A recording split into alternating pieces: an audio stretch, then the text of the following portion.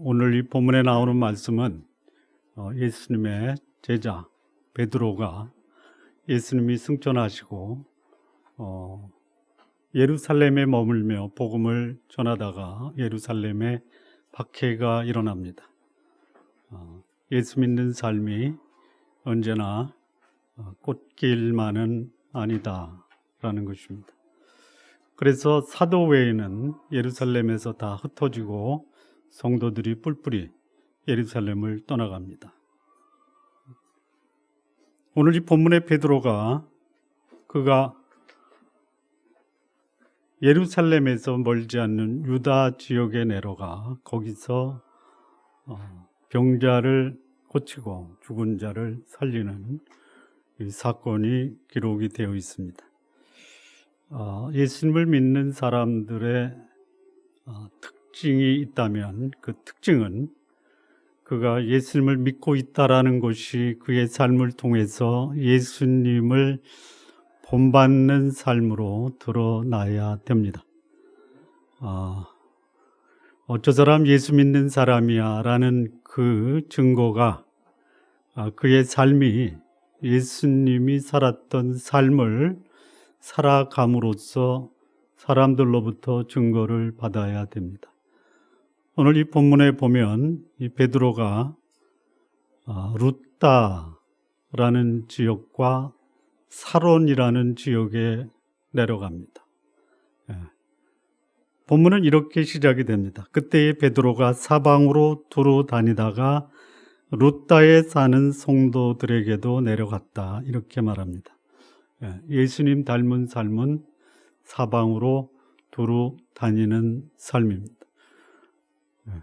머물러 있는 것보다는 두루 다니는 삶을 사시는 것, 이게 예수님을 믿는 사람들의 삶의 첫 번째 모습입니다. 가서 뭐를 했냐? 그곳에 있는 사람들의 필요를 채우는 삶을 삽니다. 두루 다니는 것만 예수님을 닮은 삶이 아니라 그곳에 가서 사람들의 필요, 병든 자는 고치고 죽은 자는 살리는 것입니다.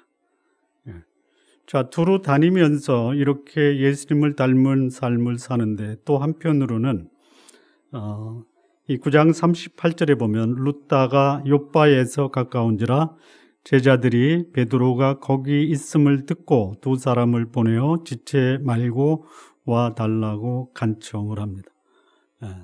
사방으로 두루 다니기도 하고 간청해서 초청을 받아 가기도 합니다. 그러니까 하나님을 믿고 예수님을 따르는 성도들이나 또는 사역자들의 삶의 모습에 아주 보편적으로 나타나는 모습이 뭐냐? 다니기도 하고 초청받기도 하면서 그곳의 사람들의 필요를 채워주어야 한다라는 것입니다.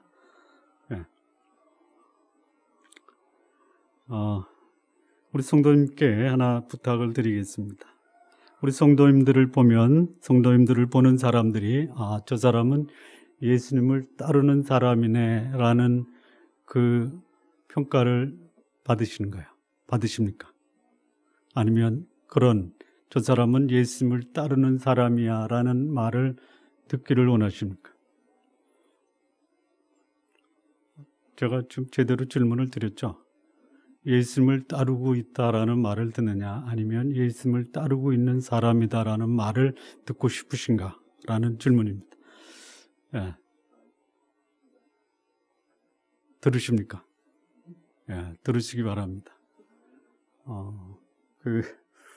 이런 성도들이 가득한 교회가 참으로 바람직한 하나님의 교회의 모습이다, 이렇게 생각이 됩니다.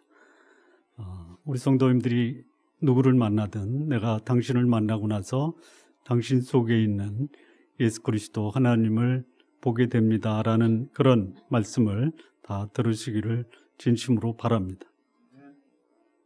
다음 주에 오실 때는 한 주간 살면서 저는 어떤 이로부터 내가 예수님을 닮은 사람이다라는 말을 들었습니다라는 고백을 서로 나눌 수 있게 되기를 진심으로 바랍니다. 별로 아멘이 안 나오네요. 예. 자, 예수 그리스도를 믿는 사람들의 삶의 모습이 다 다를 수가 있어요. 살아가는 형태, 직장도 다르고, 또 그가 거주하는 거주지도 다르고, 또 그가 살면서 추구하는 것들이 다 다를 수가 있어요. 그러나 공통점이 있어야 된다면 어떤 삶의 모습이든 저 사람 예수님 닮은 사람이야, 이런 평을 모두 다 들어야 된다라는 것이 예수님을 믿는 사람들이 가져야 될 삶의 모습입니다. 자, 예수를 믿는데 이 믿는다라는 것은 보통 의미가 아닙니다. 소위 이것을 어려운 말로 말씀을 드리면 인격적 수용이다. 이건 예수를 믿는다라는 것은 내 마음에 그분을 인격적으로 수용한다라는 것이 믿음입니다. 이 말은 뭐냐? 분명한 예수 그리스도에 대한 정확한 지식을 가지고 있다라는 거고요. 그 다음에 그가 예수 그리스도에 대해서 갖고 있는 지식이 그 삶에 많은 감동과 감격을 겪게 한다라는 거고요. 그래서 내가 예수 그리스도를 내 인생의 구주와 주님으로 받아들이겠다라는 결단이 있는 것을 예수님 믿는다라는 말의 의미입니다. 그러니까 분명한 예수 그리스도에 대한 정확한 지식이 부족하다든지 예수 그리스도를 알고 있는 지식이 내 삶에 감동을 주는데 그것에 감동을 그리 크게 경험하지 못했다든지 내가 그분을 내 인생의 구주와 주님으로 결단하는 이 의지적 결단이 불분명하다면 예수님을 믿는다라는 것, 또 예수님을 닮아간다라는 것은 사실상 어렵다라는 것입니다. 우리 성도님들이 저 사람은 예수님을 닮은 삶을 살아가는 사람이야, 이런 평을 모두 다 들으시기를 바랍니다. 그 삶을 살기를 원한다면 우선적으로 예수님을 인격적으로 만나는 경험이 선행되어야 합니다. 예수님을 인격적으로 만난 사람, 분명한 예수 그리스도에 대한 지식, 그를 통한 마음의 감동과 감격, 그리고 의지적 결단이 있는 사람은 자연스럽게 예수님을 따라가는 예수님의 본을 내 삶에 적용하는 삶을 살게 된다라는 것이, 예수님을 믿는다라는 것이 그를 믿는 예수를 삶 속에 자연스럽게 드러나는 것, 이거는 당연한 결과입니다. 혹 이런 분들도 있을 거예요. 나 요즘 왜 사는지 모르겠다. 혹시 오늘 예배 드리는 분들 중에 나는 요즘 왜 사는지 모르겠다라는 것으로 고민하고 계신 분 혹시 계십니까? 계셔도 그 표정 관리하시면서 그렇지 않다라고, 나는 삶에 분명한 의미가 있다라고 표정을 지어주시기를 바랍니다. 자, 그런데 여러분, 거의 40% 이상의 지금 살아있는 분들이 왜 사는지 삶의 분명한 목적과 방향이 없이 살고 있다는 것에 대해서 어떻게 생각하십니까? 왜 사는지, 삶의 목적이 뭔지, 의미가 뭔지, 무엇을 위해 사는지를 모르고 사는 사람들이 무려 40% 이상이 넘는다라는 것이죠. 이거는 비단 하나님 없이 살아가는 사람들 뿐만이 아니라 하나님을 믿고 있고 예수 그리스도를 구주와 주님으로 영접한 사람들 중에서도 얼마든지 일어날 수 있다라는 것이죠. 사실 예수 그리스도를 인격적으로 경험하지 않은 사람, 삶의 의미가 있다, 없다라는 것이 분명하지 않을 수 있다면 이것은 내가 예수 그리스도를 닮고 있느냐, 없느냐, 이것을 확인하는 것이 훨씬 더 효과적입니다. 내 삶에 의미가 있다, 없다라기보다는 내가 오늘 예수님을 닮고 있느냐, 아니냐라는 것을 진단해 보는 것이 훨씬 더 바람직한 내 삶에 대한 진단이다, 이렇게 생각을 합니다. 이 초대교회 사역을 보면 이 사도들이 초기에는 구제, 또 사람들을 섬기는 일에 전념을 합니다. 그러다 보니까 사도들이 말씀을 전하고 하나님과 만나 깊은 교제하는 이 삶이 등한이 되었습니다. 이래서는 안 되겠다. 사도들이 그 일의 심각성을 깨닫고 구제와 사람들의 필요를 채우는 이 섬김의 사역을 성령이 충만하고 지혜가 충만하고 칭찬받는 7사람의 집사를 선택해서 그들에게 그 구제와 섬김의 사역을 넘깁니다. 그리고 사도들은 기도하고 말씀 전하는 일에 전념합니다. 그래서 복음을 전하면 일거에 때로는 3,000명, 때로는 5,000명이 예수 그리스도 앞에 돌아오는 이 기적적 복음의 능력이 나타납니다. 자, 그런데 복음의 능력으로 사람들이 그리스도 앞에 돌아오는데 이것을 제일 싫어하는, 방해하는 존재가 있습니다.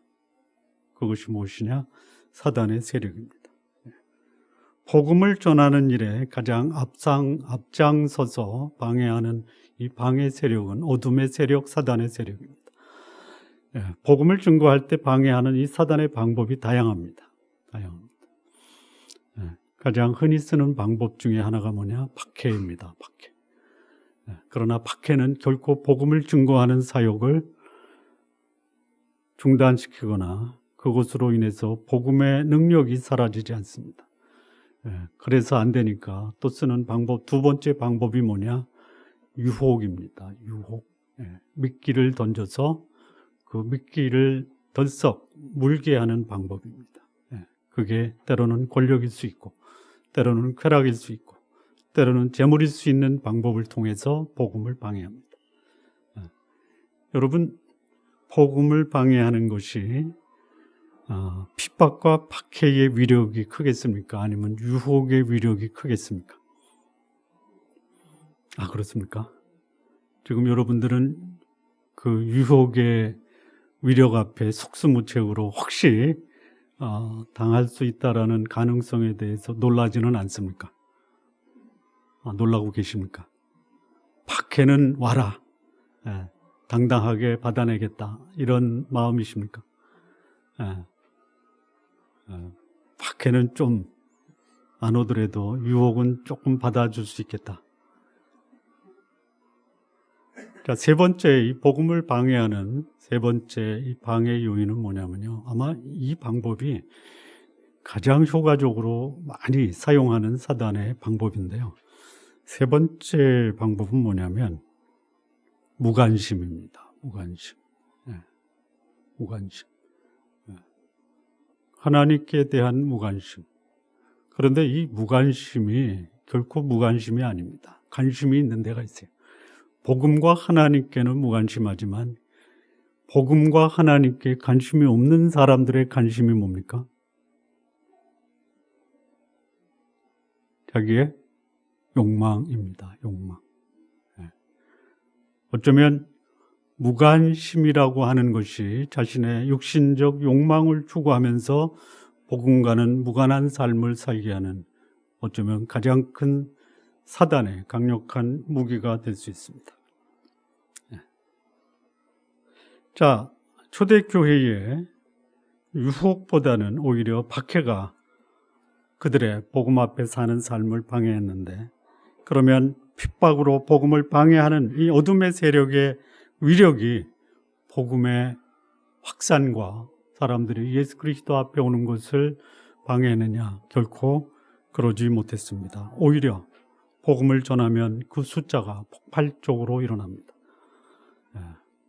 그래서 예루살렘에 한번 사도들이 복음을 전하면 때로는 3,000명, 때로는 5,000명이 복음 앞에 돌아오는 놀라운 기적과 같은 역사가 벌어집니다. 자, 그런데 여기에 문제가 생깁니다. 예수님이 떠나시면서 말씀하신 이 말씀이 뭐냐? 오직 성령이 너희에게 임하시면 너희가 예루살렘 권능을 받고 예루살렘과 온 유다와 사마리아와 땅끝까지 가라 라고 말씀하십니다. 자, 그런데 이 사람들이 모여 있다라는 것에 큰 감동을 받습니다. 그리고 여기가 좋습니다. 좋죠. 좋습니다. 사람이 많이 모이면 모일수록요, 그 모인 사람을 통해서 할 수 있는 그 사역의 범위가 훨씬 더 넓어집니다. 성령의 역사가 일어나는 곳에는 사람들이 그리스도 앞에 오는 일은 늘어나야 됩니다.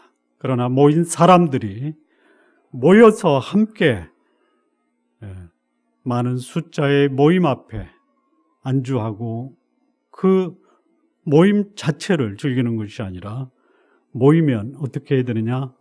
흩어져야 하는 것이에요. 흩어지는 게 결코 쉽지가 않습니다. 그래서 하나님이 쓰신 충격적인 방법이 뭡니까? 핍박입니다. 어쩌면 초대교회에 사단이 썼던 핍박은 하나님이 어둠의 세력을 통해서 하나님의 역사를 이루고자 했던 하나님의 특별한 간섭이셨다, 이렇게 볼 수가 있습니다. 자, 스데반이 복음을 증거하다가 공회 앞에 붙잡히게 되고, 공회 앞에 선 스데반은 공회 앞에서 하나님께서 어떻게 예수 그리스도를 보내주셨는가,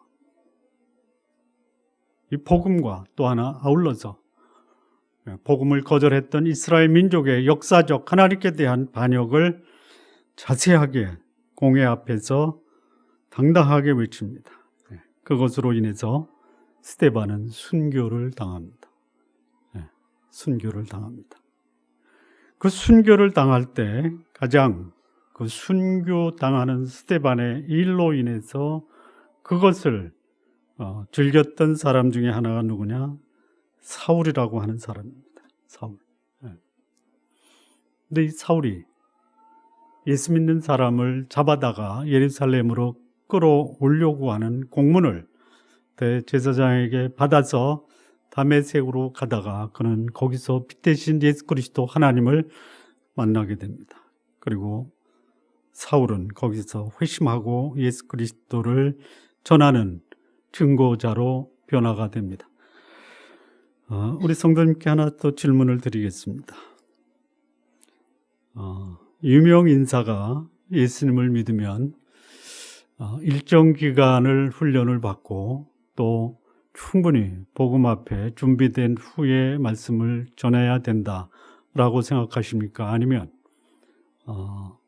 예수 믿는 자들을 박해했던 자가 순식간에 예수 그리스도를 믿음으로 변화가 되면 변화되자마자 예수 그리스도를 증거하는 복음 증거자로 변해서 말씀을 증거해도 되냐?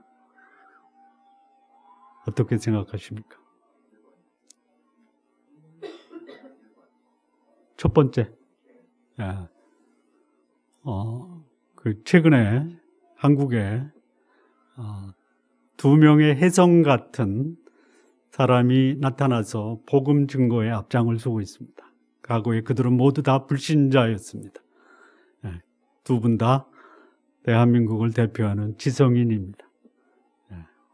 두 분 다 대학 교수를 역임하신 분입니다. 한 분은 지성에서 영성을 쓰신 이효령 박사고, 또 한 분은 요즘에 좀 의견이 갈라집니다. 그럴 수 있느냐, 조금 더 성경과 예수 그리스도를 알고 교회 강단에 설 수 있도록 초청을 하지, 바로 어떻게 교회에서 초청해서 그를 강단에 세우느냐.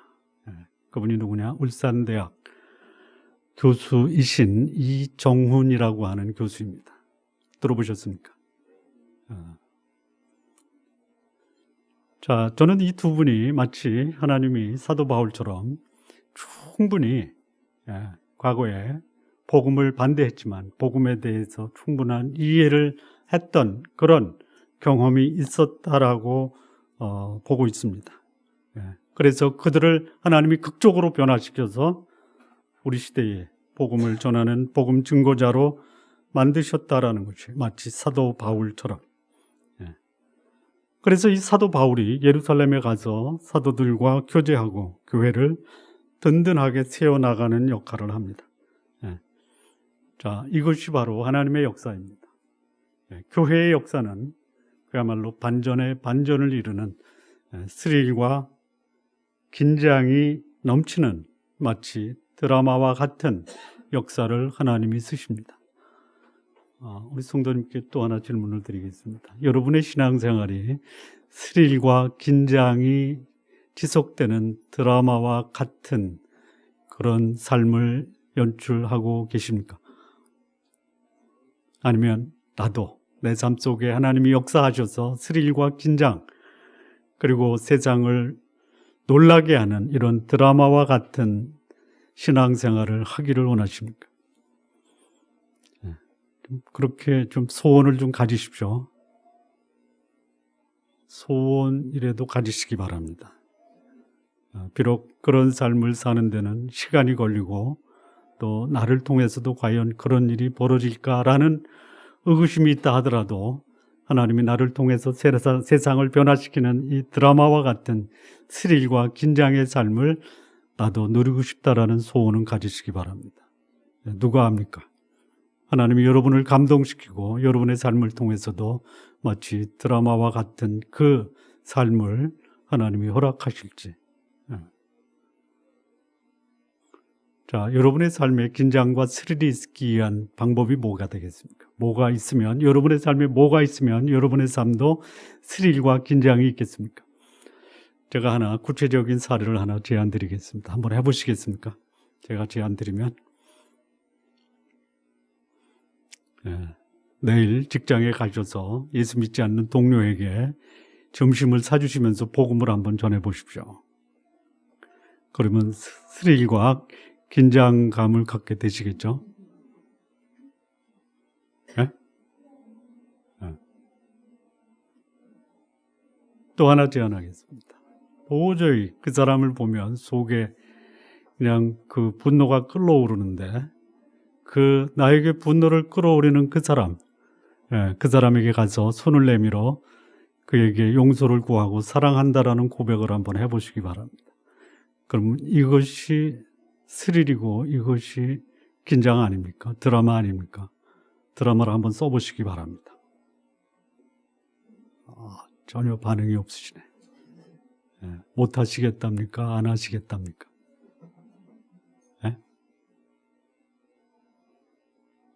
한번 시도는 해보시기 바랍니다. 시도가 안 되면 그렇게 되는 날이 속히 오도록 기도하시고 소원은 해보시기 바랍니다.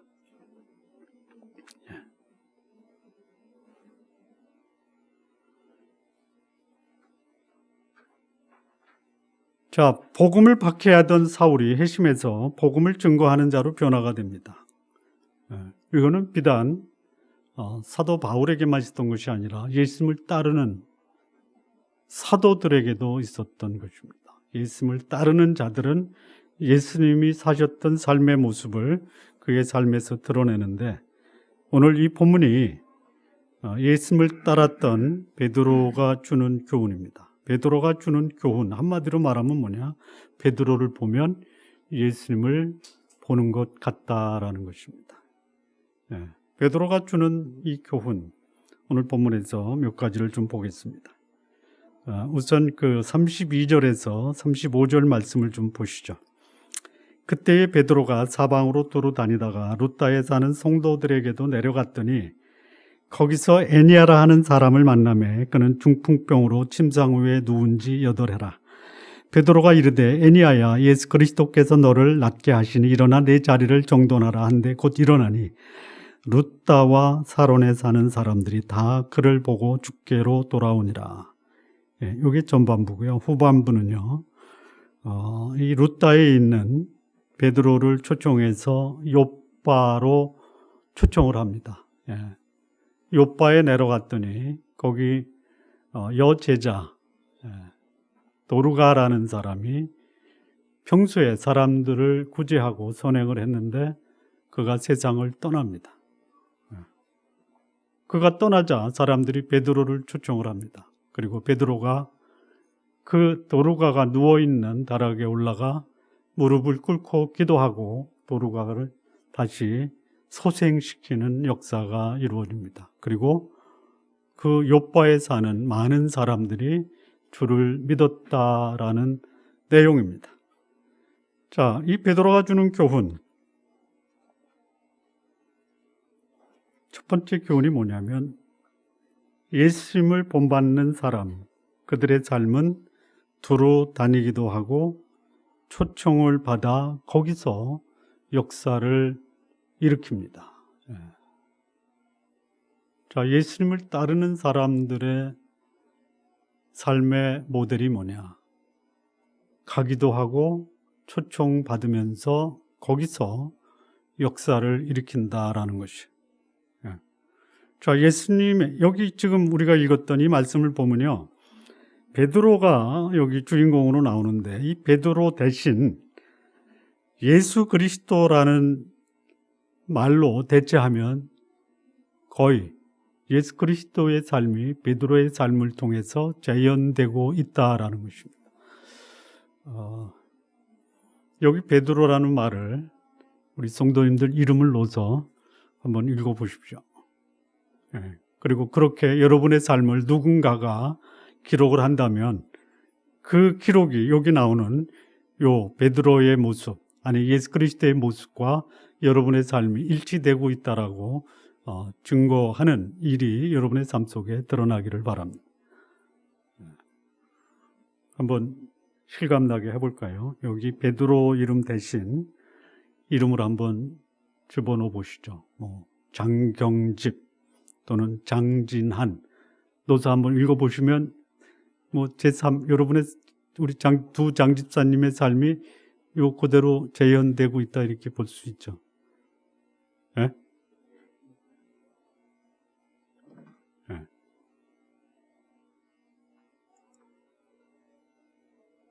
자, 예수님이 갈릴리 나사렛 출신이시지만 예루살렘, 사마리아와 갈릴리 더 나아가서 수로보니게 지역까지 다니면서 예수님은 복음을 증거합니다.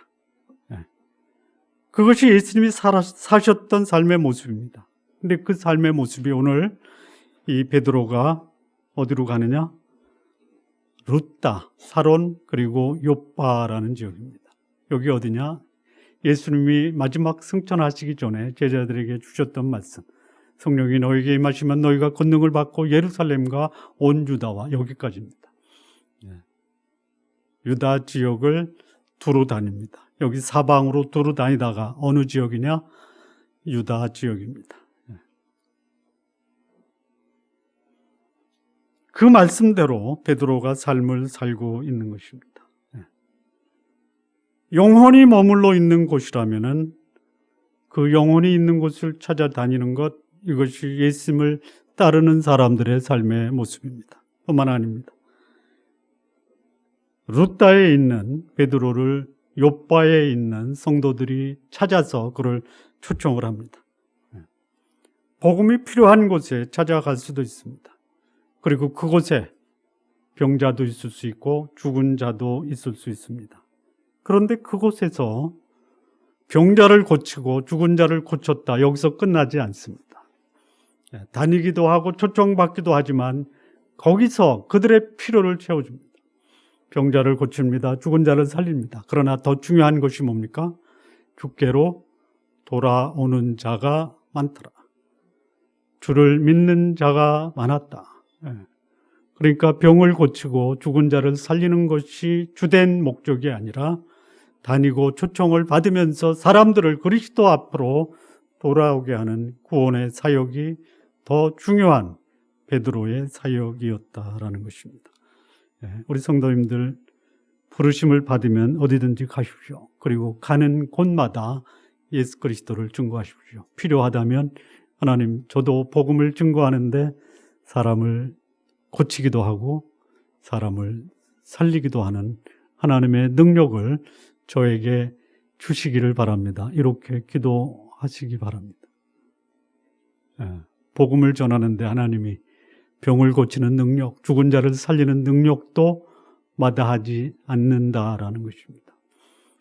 저는 요즘에 하나님께 기도하기를, 하나님, 저도 손을 얹고 기도하면 병든 자가 낫고 할 수만 있다면 죽을 병에 걸린 분도 소생시키는 능력을 저를 통해서도 행하시면 안 되시겠습니까? 라고 질문을 드리고 있습니다. 뭐 하나님께 질문하는데 문제가 있습니까?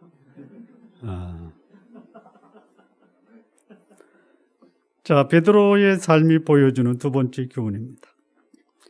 33절하고요. 37절에 보면 거기서 에니아라 하는 사람을 만남에 그는 중풍병으로 침상에 누운 지 8해라. 30절에 보면 그때에 병들어 죽음의 시체를 씻어 다락에 누이니라. 예. 중풍병으로 침상에 누운 지 8해가 된 사람은 에니아입니다. 병들어 죽은 사람은 욥바의 도르가라고 하는 사람입니다. 자, 베드로가 주는 교훈이 뭐냐? 우선 그곳에 가든 초청을 받든 그들이 가지고 있는 심각한 문제 해결에 초점을 맞추라라는 것이죠. 그곳에 사람들이 필요한 것이 병이 낫는 거고 그곳에 필요한 것이 죽은 자가 소생하는 거라면 그것을 외면하지 말라라는 것이죠. 그것이 누구의 마음입니까? 예수님의 마음입니다. 예수님의 마음. 자, 예수님이 생전에 살아 계시면서 보여주셨던 중요한 삶의 특징 중에 하나가 뭡니까? 사람들을 보고 그들을 불쌍히 여기셨다라는 것입니다. 이게 예수님을 따르는 사람들이 능력을 행하고 사람을 고치고 죽은 자를 소생시키는 것보다 훨씬 더 우선되는 상황입니다. 사람들을 향한 긍휼한 마음이 사람을 고치는 것보다 훨씬 중요하다라는 것이죠.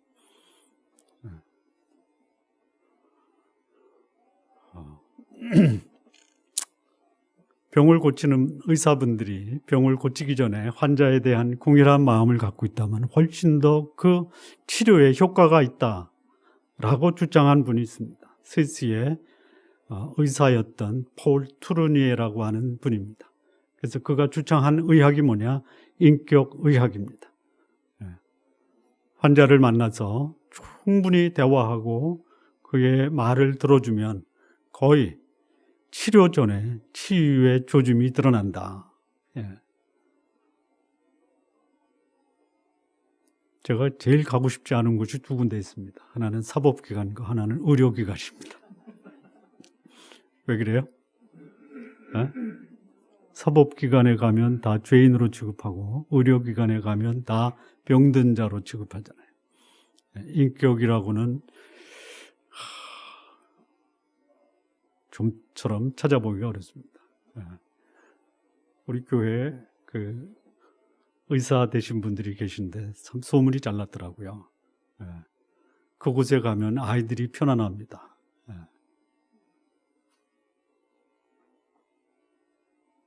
저는 이런 소문이 성도님들의 삶 속에서 나타나기를 바랍니다. 그 집사님을 만나면 마음이 편안해요. 왜요? 그랬더니 제 마음을 아는 것 같아서요. 이게 예수님의 마음입니다. 그리고 그 마음을 가진 자들이 예수님을 따르는 자들의 삶의 모습이에요.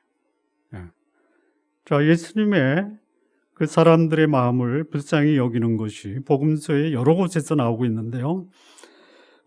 이 마태복음 15장 22절을 보면 가나안 여자 하나가 그 지경에서 나와서 소리질러 가로되 주 다윗의 자손이여 나를 불쌍히 여기소서.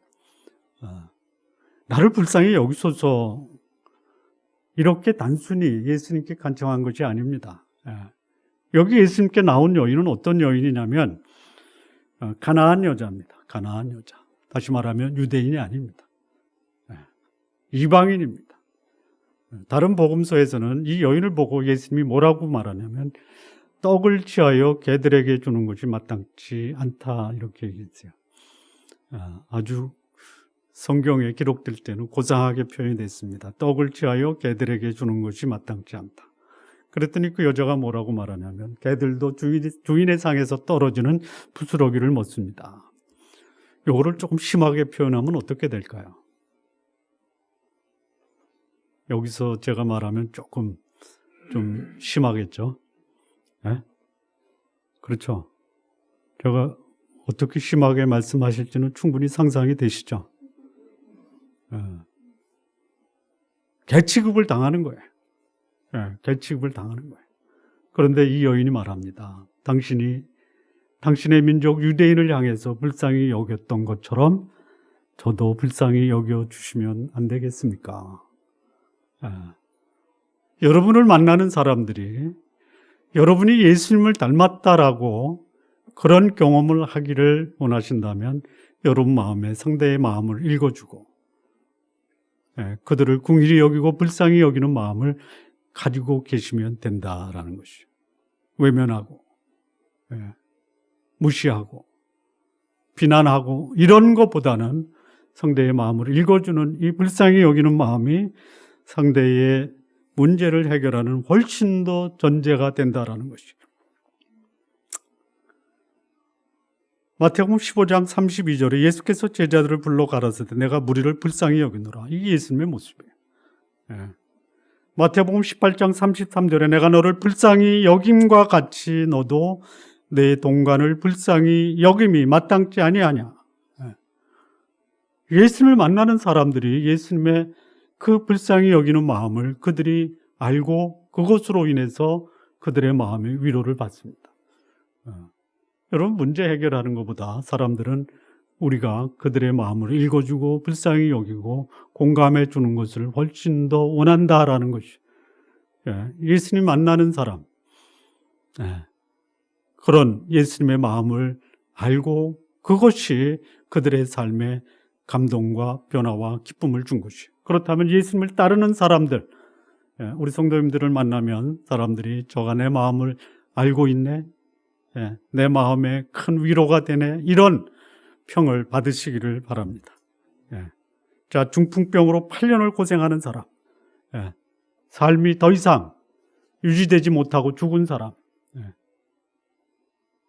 중풍병자에게는 예수님의 마음을 전달받았을 때 그가 예수님으로 인해서 다시 회복될 수 있다는 이 소망을 갖게 됩니다. 죽은 자, 장례에 지내면 되는데요.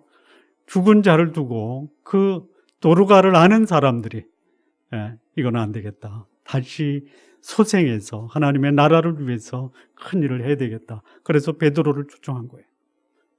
베드로가 왔을 때 사람들, 요빠에 사는 사람들은 베드로의 그 초청에 응한 것을 보고 이제는 살았구나. 다시 소생할 수 있겠구나 라는 소망을 갖게 됐다라는 것이죠. 그렇잖아요. 누구를 만나면 내 삶이 다시 회복될 수 있을 것 같아. 그런 삶을 사는 사람이 누구냐? 예수님 믿고 그를 따르는 사람들이에요.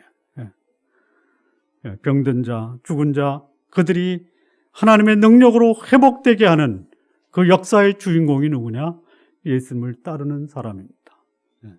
베드로가 살았던 이 삶, 오늘 이 시대를 살고 있는 우리 성도님들, 또 제가 여러분과 함께 살아야 될 삶의 중요한 모습입니다. 자, 세 번째입니다. 베드로가 보여준 그의 삶의 특징, 세 번째는 뭐냐? 34절과 40절을 보면요. 베드로가 이르되 에니야야 예수 그리스도께서 너를 낫게 하시니 일어나 내 자리를 정돈하라 한데 곧 일어나니. 40절입니다. 베드로가 사람을 다 내보려고 무릎을 꿇고 기도하고 돌이켜 시체를 향하여 이르되 다비다야 일어나라 하니 그가 눈을 떠 베드로를 보고 일어나 앉은지라. 자, 이 베드로가 보여준 예수님을 따랐던 그 삶이 어떤 모습을 보여주고 있냐면요. 예수 그리스도의 이름으로 능력을 행합니다. 자, 여기 34절 보면요. 예수 그리스도께서 너를 낫게 하신다라는 말이고요. 40절에 무릎을 꿇고 기도하고. 이 두 가지 공통점이 있어요. 첫째는 뭐냐? 예수 그리스도입니다. 여기 기도할 때요. 물론 기도의 대상, 예수님의 이름으로 하나님께 기도합니다. 무릎을 꿇고 기도하라는 것은 뭐냐면 내 능력이 아니라 내가 내 인생을 걸고 나의 주님으로 모시는 그분께 내 삶을 맡기면 그분이 나를 통해서 위대한 역사를 이루시겠다라고 하는 것이 무릎을 꿇고 기도하는 것입니다. 자, 병을 고치는 것보다 훨씬 더 중요한 것이 있어요. 그 병을 고치는 분이 하나님 예수 그리스도라는 것을 인정하는 것입니다. 여러분, 병 낫기를 간절히 구하십시오. 간절히 구하십시오. 그러나 그보다 더 중요한 것이 뭐냐? 이 병을 고칠 수 있는 것은 예수 그리스도 하나님이십니다. 라고 고백하는 것이에요. 좀 감사하게도요, 저는 예수 그리스도를 믿고 예수님을 따르는 사람인데 저를 통해서 병 고치는 역사와 죽은 자가 살아나는 역사를 경험하지 않은 게 참 다행이다라고 생각합니다.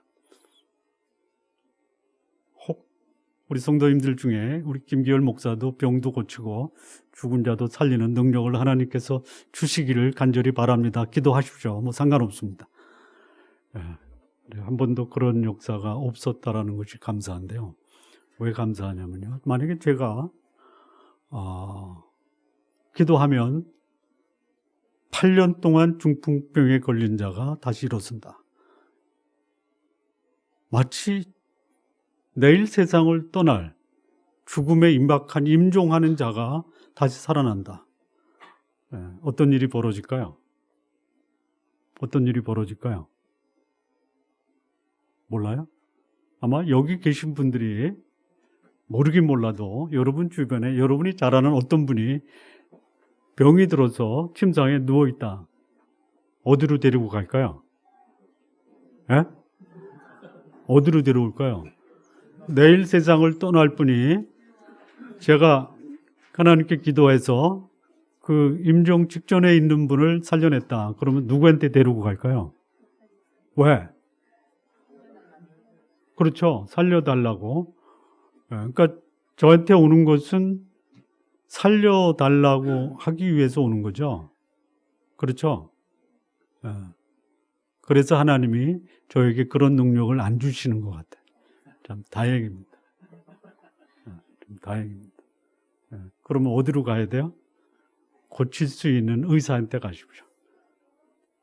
우리 교회에 용한 한의사 한 분이 계십니다. 글리 다 가십시오.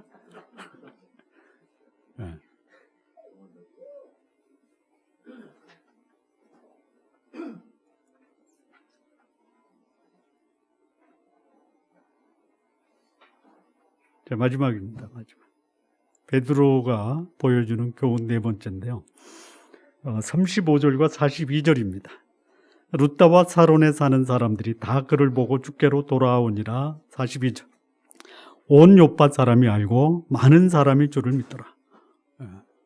이 베드로가 주는 교훈, 마지막 교훈이 뭐냐면요, 하나님의 영광을 드러내는 것이에요. 하나님의 영광을 드러낸다가 뭐냐면 능력을 행한 하나의 그 중재자 또는 도구는 베드로입니다. 베드로에게 영광이 돌아가는 것이 아닙니다. 주를 믿는 자가 많아지고 주께 돌아오는 자가 많은 거예요. 여기 보니까요, 참 이게 더 위대한 것 같아요. 병을 고쳤다, 이게 끝나는 것이 아니에요. 루다와 사론에 사는 사람들이 다 그를 보고 주께로 돌아오니라. 만약에 하나님이 저에게 능력을 주셔서 중풍병자가 회복되는 역사가 있으면요, 이 서천지구 사람들이 다 여기 올 거예요. 오면 안 됩니다. 왜 안 되는지 아시죠? 몰라요? 여기 수용 용량이 안 되잖아요. 42절에 보니까 온 요파 사람이 알고 많은 사람이 주를 믿더라. 사람은 하나님의 도구입니다. 도구. 근데 사람들은 도구를 보고 감동을 받고 도구가 마치 능력을 갖고 있는 것처럼 생각하는 것이. 한국교회가 70년대 이후에 굉장히 폭발적으로 증가했습니다. 어느 교회가 증가합니까? 능력을 행하는 교회입니다. 그래서 예배 시간에도 아픈 곳에 손을 대십시오. 그러면 그 수많은 사람들이 그런 교회에 출석하는 이유가 뭡니까? 죽게 돌아오기 위해서입니까? 병을 낫기 위해서입니까? 두 가지 다였으면 좋겠어요. 두 가지 다였으면. 예수 믿고 그를 따르고 예수님의 본을 따르는 사람들의 삶의 공통점이 뭐냐? 예수님을 드러내는 것이죠. 내 인생의 주인이 예수님입니다. 요즘 한국교회에 나타나는 현상 중에 하나가 뭐냐면 우리 목사님은 하나님과 같은 분입니다. 이런 모습들이 상당히 많은 곳에서 벌어집니다. 목사가 하는 말을 반대하거나 거역하면 저주받는다. 저는 그것처럼 잘못된 말이 없다 이렇게 생각합니다. 예수님도 아니죠. 목사님도 잘못하면 어떻게 해야 돼요? 잘못하면 잘못됐다라고 책망을 받아야죠. 책망받아야 될 목사는 하나님의 대변인이니까 목사를 욕하면 저주받는다. 그렇게 말하는 사람이 저주받을 수 있다. 이렇게 생각합니다. 저는 우리 교회 성도님께 감사한 것은 저에게 가감없이 뭐 좋은 소리, 나쁜 소리 다 한다라는 것이 참 감사합니다. 담임 목사하고 맞먹을 수 있는 성도들이 많을수록 그 교회는 건강한 교회입니다. 그렇게 하시기 바랍니다. 자, 이 사역자들의 이 사역의 중심이 누구냐? 본인이 아니다라는 것이죠. 사람이 아닙니다. 사람이 마치 영적 신앙 공동체의 주인이 되면은요, 그 교회는, 그런 공동체는 이미 생명력을 상실해 가고 있다. 이렇게 보시면 됩니다. 오히려 예수님께 돌아와야 돼요. 주를 믿는 자가 많아야 됩니다. 돌아오는 것은 삶의 방향을 바꾸는 것입니다. 믿는다라는 것은요, 그야말로 자신의 인생을 건다라는 것이에요. 이게 믿는다, 돌아온다보다 훨씬 더 강력한 의미가 믿는다라는 것이에요. 우리 성도님들 예수 그리스도를 믿으십니까? 그러면 여러분이 예수 그리스도에게 여러분의 인생을 걸고 있다라는 거예요. 그러면 그 삶이 여러분을 아는 주변 사람들에게 저 사람은 예수님께 인생을 걸고 사는 사람이야 라는 그런 평가를 받으시기를 바랍니다. 우리 좋은나무교회 성도 여러분, 예수 믿는 사람, 그 삶을 사는 사람들의 삶의 모습은 가서 또는 초청받아서 예수 그리스도를 드러내는 삶, 예수 그리스도의 이름으로 사람들의 필요를 충족시키는 삶, 병든 자든 죽은 자든 그들을 살려내서 사람들로 하여금 예수 그리스도 앞에 돌아오게 하고 인생을 예수 그리스도에게 걸고 사는 삶을 살게 하는 이런 모본을 따라야 됩니다. 마무리 짓겠습니다. 복음을 위해 살아가는 사람들, 그들은 하나님 나라의 사신입니다. 복음이 필요로 하는 곳이나 복음을 위해 초청을 받으면 어디라도 갈 수 있어야 됩니다. 그런 소원을 갖고 사시기를 바랍니다. 그리고 그곳에서 하나님의 이름으로 능력을 행하고 하나님의 이름을 드러내셔야 됩니다.